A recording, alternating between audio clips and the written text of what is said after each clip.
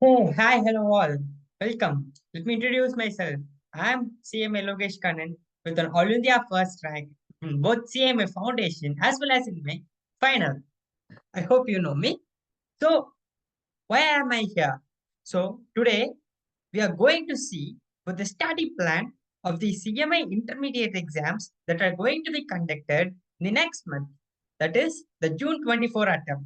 So here I am here to provide you with an extraordinary study plan which every one of us, if follows, can get an exemption in this paper. This paper is corporate accounting. So let us move on. So first thing is accounting for shares that you everybody know, and accounting for issue and redemption of debentures. Similarly, preference shares and accounting for some special type of share issues like buyback, sweat equity shares, ESOPs, ESPPs, bonus issue, rights issue, and things kind of that. And the next one was cash flow statement and Schedule 3 of accounting for final accounts of companies, Ind AS, and finally accounting for banking, electricity, and insurance company. So, as you all aware, these are all the topics that we have in our corporate accounting syllabus. So, let me deeply dive into the categorization of the subjects. So, first, I categorize a subjects called as A class topics. So, these A class topics are not required to be just studied, it is to be thoroughly studied and understood. Only if you thoroughly understand these A class topics, you can guarantee an exemption in corporate accounting. So I can guarantee you an exemption. So what are these topics are? These are high priority topics. You should never think of eliminating these topics so that you can guarantee an exemption in your paper. So these A class topics are grouped as the first one was accounting for shares. That you everybody know the basic accounting for shares till for feature and reissue and finding profit or loss on for feature and reissue is the basic accounting that everybody should be thorough of. Okay. The second main important topic is Ind AS. The most simplest, most easiest, and most time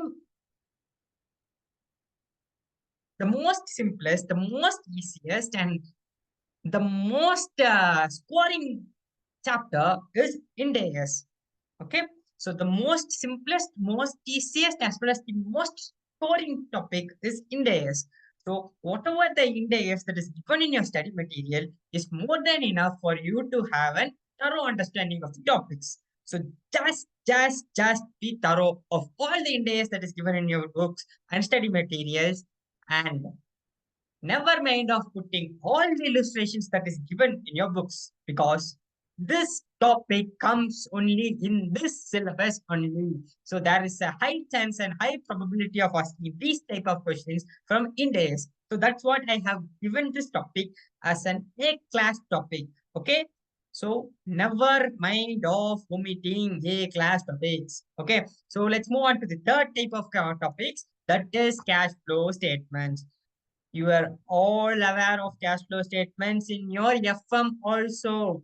Okay, in your financial management also, you would have studied your cash flow statement. The same cash flow statement applies here.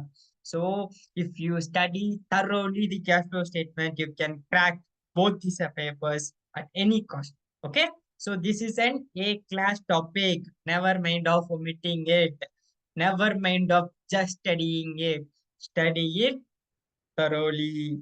Okay, so let's move on to the last topic that is discussed as an A class topic is just the format of Schedule 3 profit and loss and balance sheet given in your syllabus.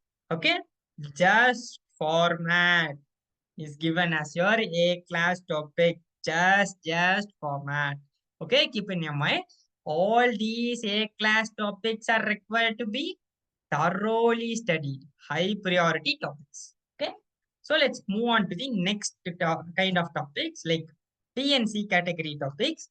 So these topics, no, I have just allocated some hours of study, which is more than enough to have an understanding of the topics. I need not urge you to have an extraordinary thorough knowledge on these. I require only an good understanding and good ability to interpret the question and proceed with the answer further. That's it. So I have listed some hours of study here. These are not rigid, depends upon the person's individual capacity. I did not come to your privacy. Okay. So the revision schedule that I have planned for you is here. Okay. So assume we have only 3 weeks more to our exams. Okay. So only 3 weeks more to our exams, eliminating all your other times, only 3 weeks more to exams. So in the first week, I have divided your tasks into three kind of categories. As you see here, three kind of categories. One is a full revision. The second is a test revision. And the third is MCQ revision. Okay. So full revision, test, and MCQ. I have divided your study schedule into these three parts. Okay.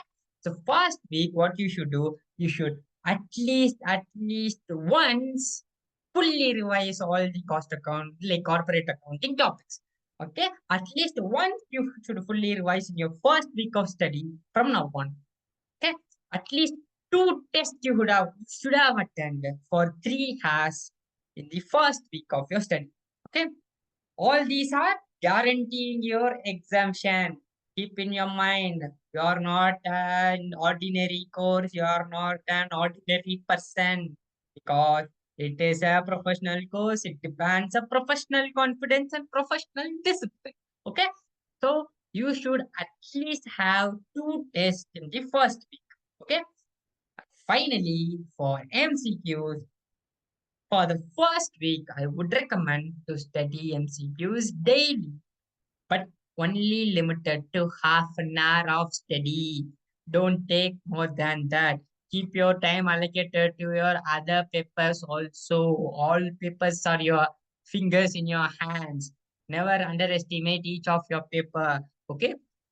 Provide only 30 minutes daily on your first week towards MCQ, because MCQ carries around 30 marks. Okay. Never underestimate MCQs.